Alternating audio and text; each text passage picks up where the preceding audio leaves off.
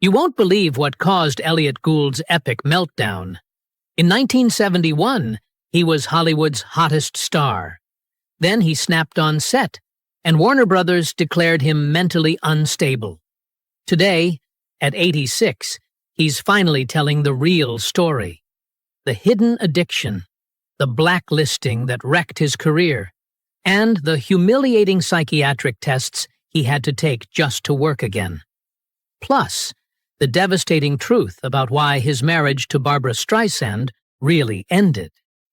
Elliot Gould was born Elliot Goldstein on August 29, 1938, in Brooklyn, New York.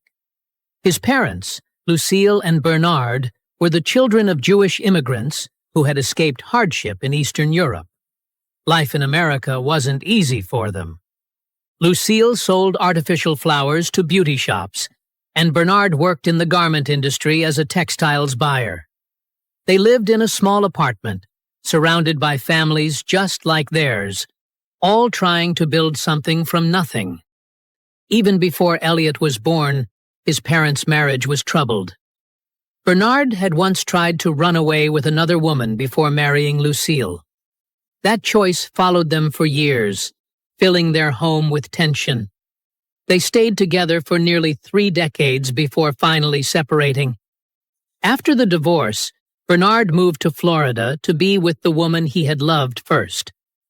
Elliot had spent his childhood caught between them, never really feeling secure. He later admitted that their inability to love each other made him emotionally distant, something that would affect his relationships for the rest of his life. His mother saw something in him. Maybe she thought performing could help him find confidence. Maybe she just wanted him to have a future, better than her own.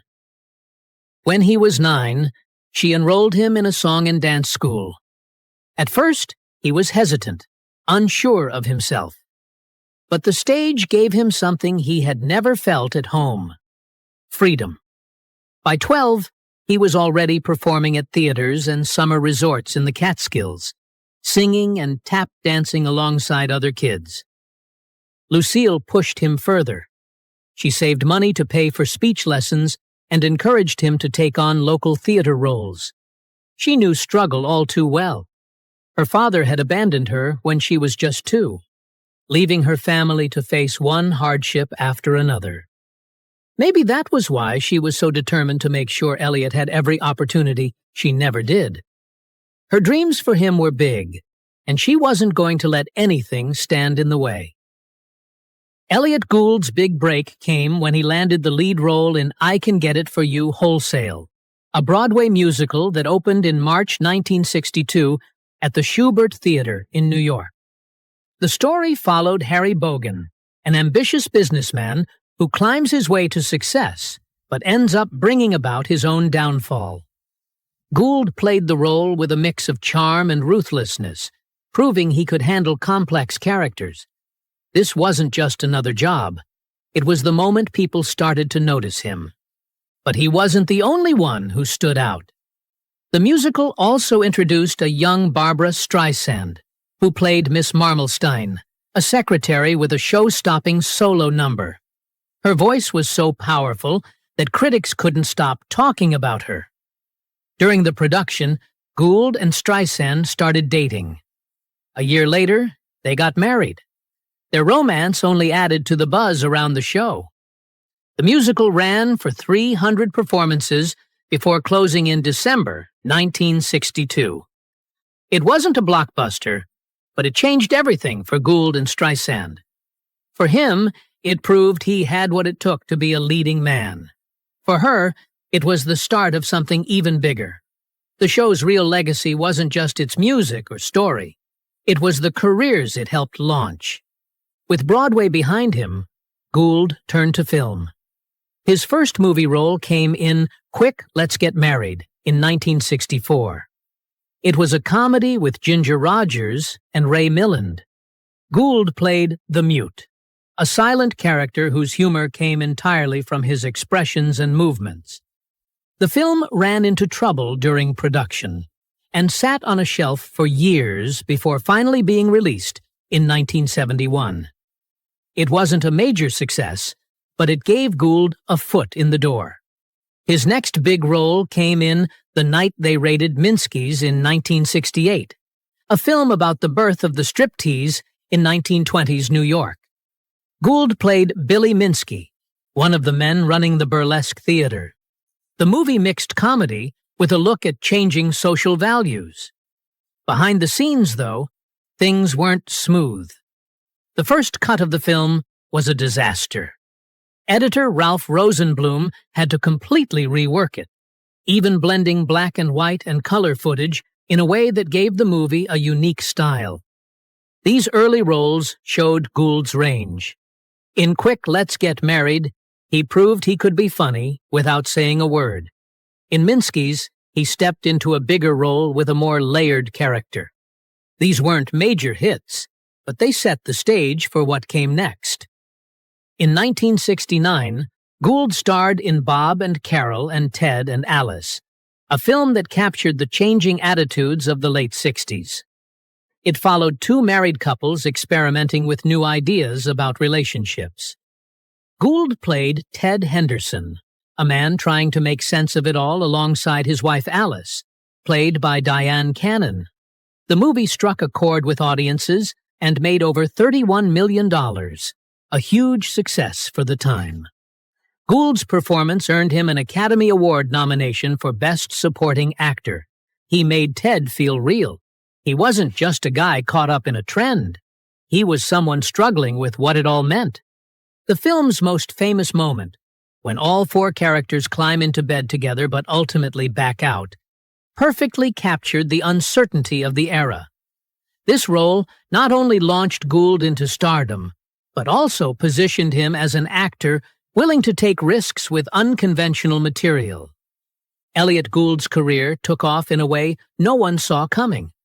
When he played Captain Trapper John McIntyre in MASH, 1970, he wasn't just acting. He was stepping into a role that would define an entire era. The film was meant to be a comedy about the Korean War, but audiences saw it as something more. With the Vietnam War still raging, MASH felt like a sharp, unfiltered critique of the world around them. It struck a nerve, earning over $81 million at the box office on a tiny $3.5 million budget. It was one of the biggest hits of the year, right behind Airport and Love Story, but its impact went beyond ticket sales. It won the Oscar for Best Adapted Screenplay and changed how Hollywood looked at war films. Gould's performance was a huge part of what made MASH work. Alongside Donald Sutherland as Hawkeye Pierce, he created a character who didn't just make jokes. He pushed back against authority. Trapper John wasn't just a funny doctor. He was a symbol of rebellion, someone who mocked the system and refused to take war seriously. Younger audiences, frustrated with the way things were, saw themselves in him. Time magazine even put Gould on its cover in 1970, calling him a star for an uptight age. It wasn't just about the movies he made, it was about what he represented. The film itself broke new ground. Director Robert Altman threw out the usual Hollywood rules. Dialogue overlapped. Scenes felt messy and chaotic, just like real life. Characters spoke over each other, making the conversations feel natural. Swearing, which had been rare in big studio films, was everywhere. Nothing about it felt polished, and that was the point. The film wasn't trying to be neat. It was showing the absurdity of war in a way that hadn't been done before. For Gould, MASH was more than just a career breakthrough. It proved he was more than a comic actor. He could bring depth and sharp social commentary to a role. He got nominations for a Golden Globe and a BAFTA, cementing his place in the new Hollywood movement. Hollywood was changing, and Gould was right at the center of it. His partnership with Altman didn't stop there. A few years later, they worked together again on The Long Goodbye, 1973, a film that took the classic detective story and turned it on its head. Gould played Philip Marlowe, the private eye from Raymond Chandler's famous novels. But this wasn't the Marlowe people were used to. Instead of a tough, no-nonsense detective, Gould's Marlowe was lost in the modern world. He was easygoing, almost too relaxed, always muttering, "It's okay with me," as if he knew nothing really was.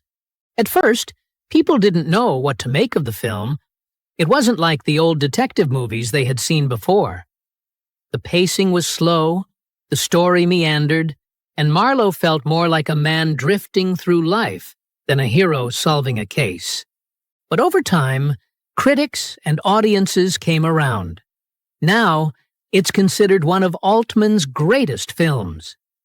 In 2021, it was selected for preservation in the National Film Registry, a sign of how much its reputation had grown. Gould and Altman teamed up again in California Split, 1974, a film about gambling and friendship. Gould played Charlie Waters, a smooth-talking gambler who loved taking risks but avoided responsibility. He starred alongside George Segal, who played a more reserved character drawn into Charlie's reckless world. The film felt raw and unpredictable, just like the world it portrayed. Altman's signature overlapping dialogue made conversations feel real, pulling the audience into the chaos of poker tables and racetracks. The story wasn't just fiction for Gould. He later admitted he had his own struggles with gambling. That connection made his performance even more convincing. He wasn't just playing a gambler. He understood what it felt like to chase a win and avoid the consequences. These films showed what made Gould so unique. He wasn't the typical Hollywood leading man. He played characters who didn't fit into neat categories, men who were funny but also flawed, charming but unpredictable. His work with Altman helped redefine what a Hollywood movie could be. Even as his film roles changed, Gould stayed in the spotlight. Between 1976 and 1980, he hosted Saturday Night Live 6 times. That made him one of the show's first recurring hosts, long before the Five Timers Club became a tradition. His first time hosting was on January 10, 1976, during SNL's very first season. The show was still new, still figuring out what it was, and Gould fit right in.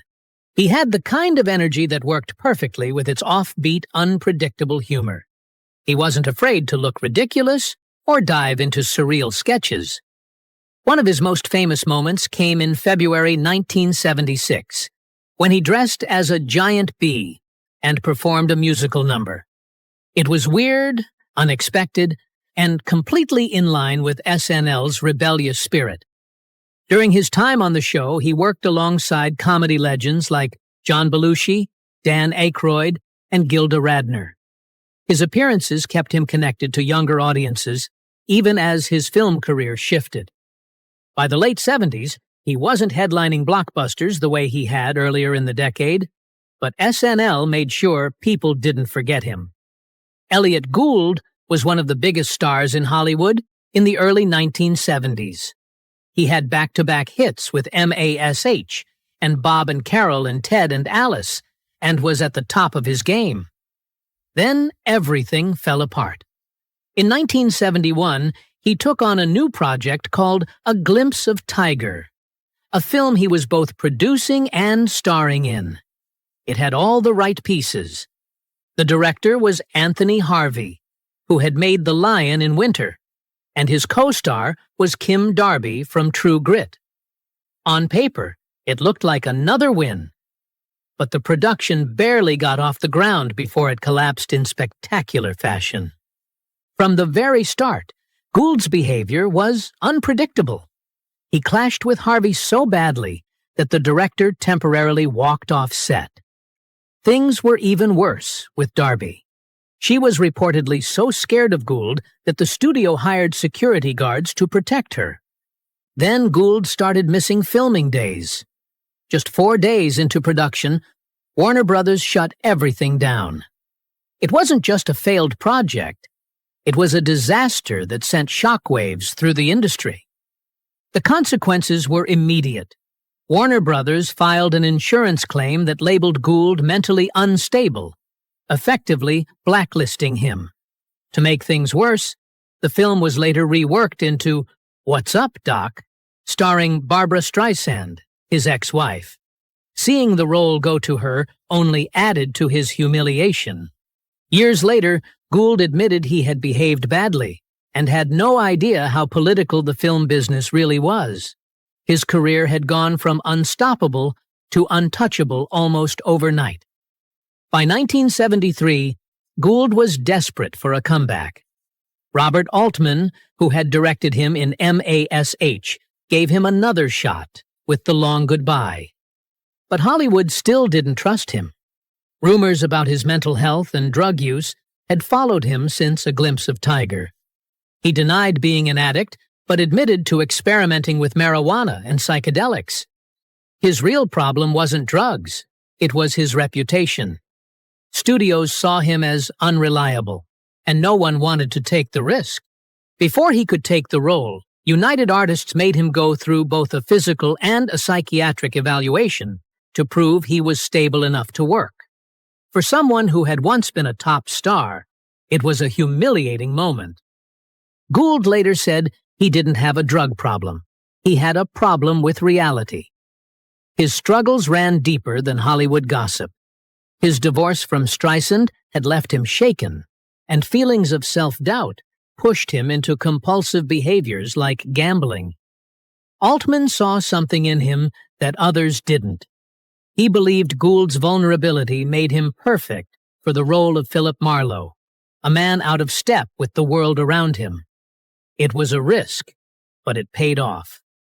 The Long Goodbye was a critical success, and for the first time in years, Gould was being taken seriously again. But even with this win, the psychiatric evaluation was a reminder of how close he had come to losing everything. For a moment, it seemed like his career was back on track. Then, it wasn't. By the late 1970s, a series of bad films sent him into another downward spiral. He starred in Matilda, a bizarre movie about a boxing kangaroo, and Whiffs, a slapstick comedy about chemical warfare. Neither movie found an audience, and critics tore them apart. Part of the problem was that Gould kept making bad choices. He turned down major roles like the lead in Straw Dogs, but said yes to projects that did nothing to help his career. Some producers still didn't trust him. One later admitted that Gould could have had a huge comeback if he had been in the right condition to work. But by 1980, Hollywood had moved on. The actor who had once been called a star for an uptight age was now taking supporting roles in low-budget films. It took years for him to rebuild his career. He eventually found steady work in television and later had a resurgence in movies like Ocean's 11. Barbara Streisand was just 19 when she walked into the audition room for I Can Get It For You Wholesale. Elliot Gould was already cast as the male lead. She was nervous, but determined. Something about her stood out the moment she stepped onto the stage. When the audition ended, she didn't hesitate. She turned to Gould, handed him her phone number, and walked away. That one moment set everything in motion. During rehearsals, they grew close.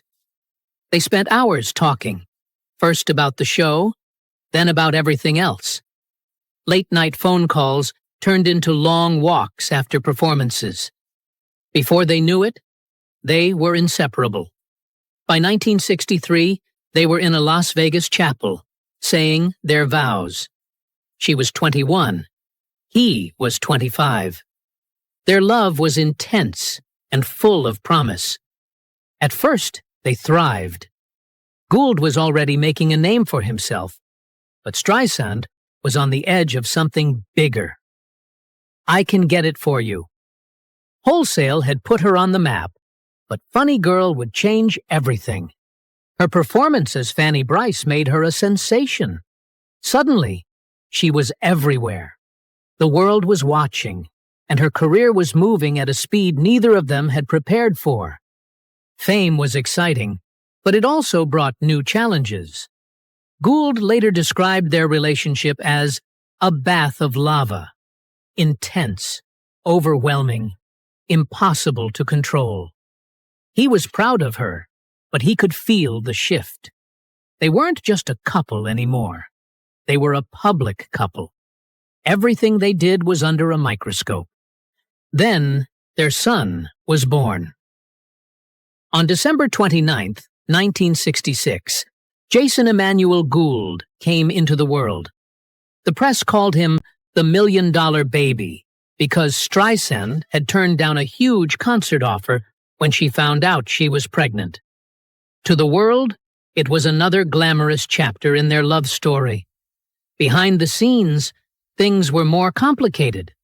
Streisand later admitted that motherhood felt unreal at first.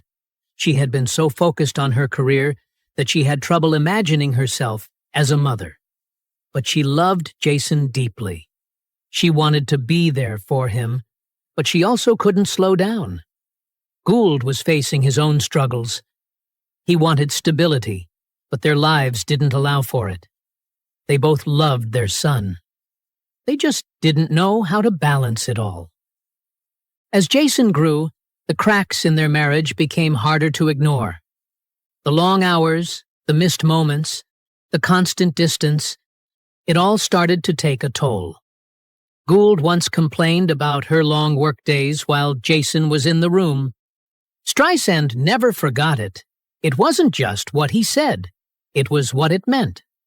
By 1969, they knew it was over. They separated that year and divorced in 1971.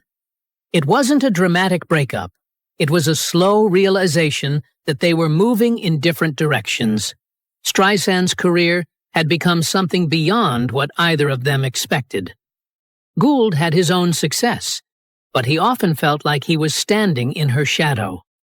Years later, he put it simply, "She became more important than us."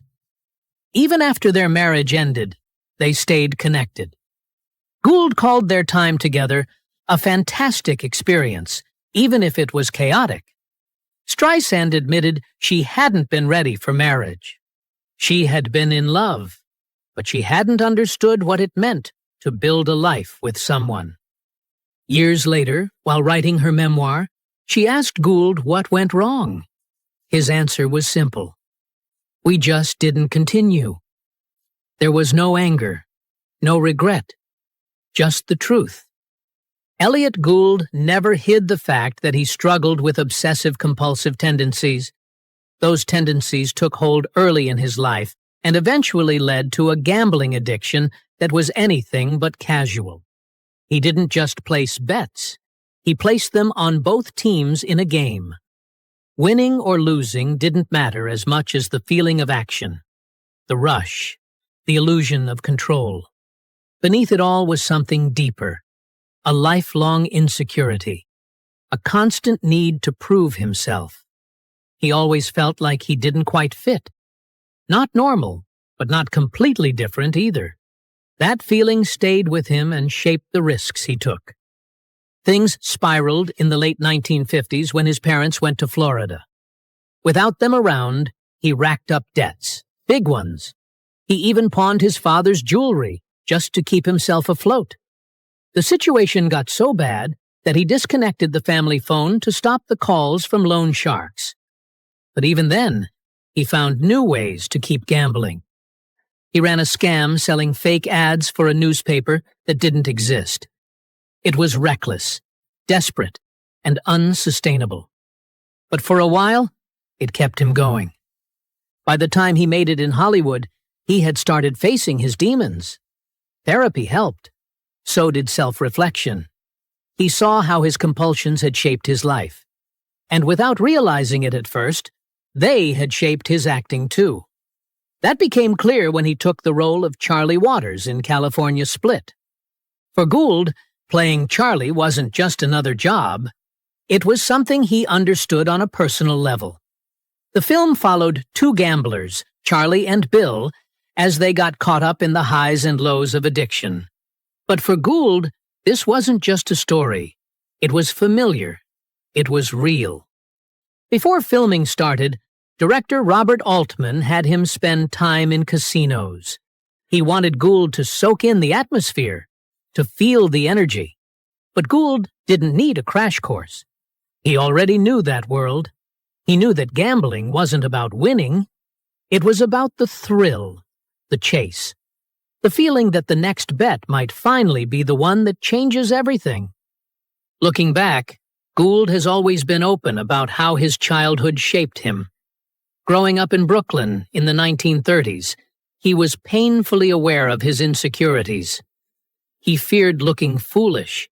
He wanted to be liked, to be accepted. His mother's high expectations only made that harder.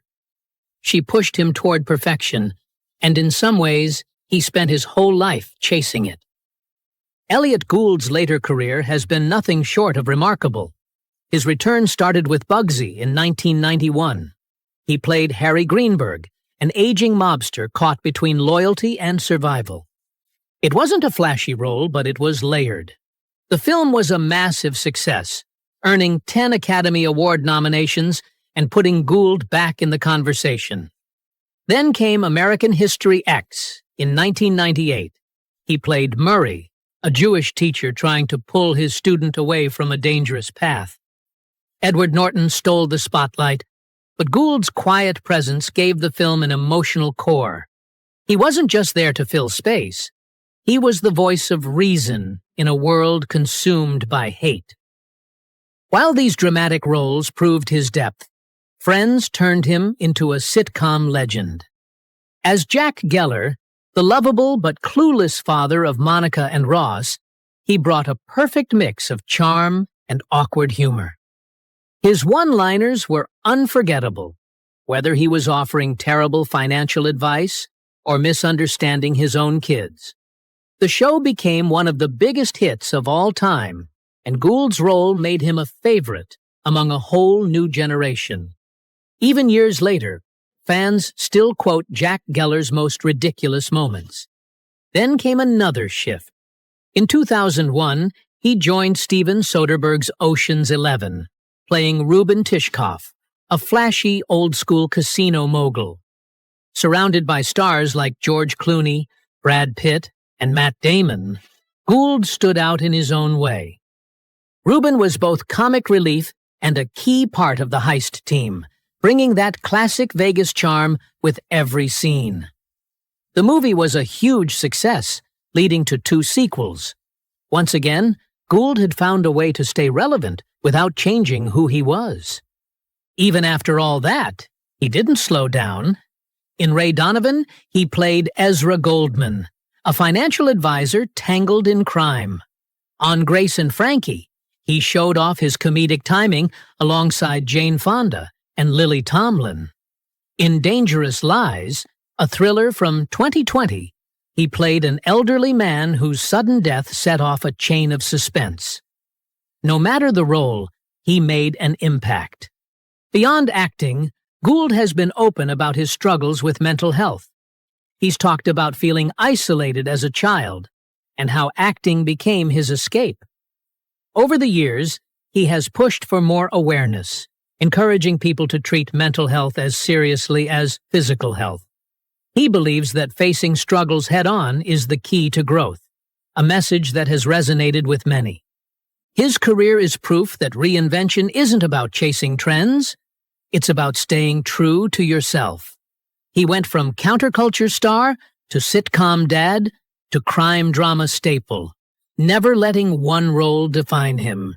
Even now, after 7 decades in Hollywood, he still finds ways to surprise audiences. Whether playing a mobster, a teacher, a clueless father, or a Vegas kingpin, Elliot Gould has always brought something special to the screen.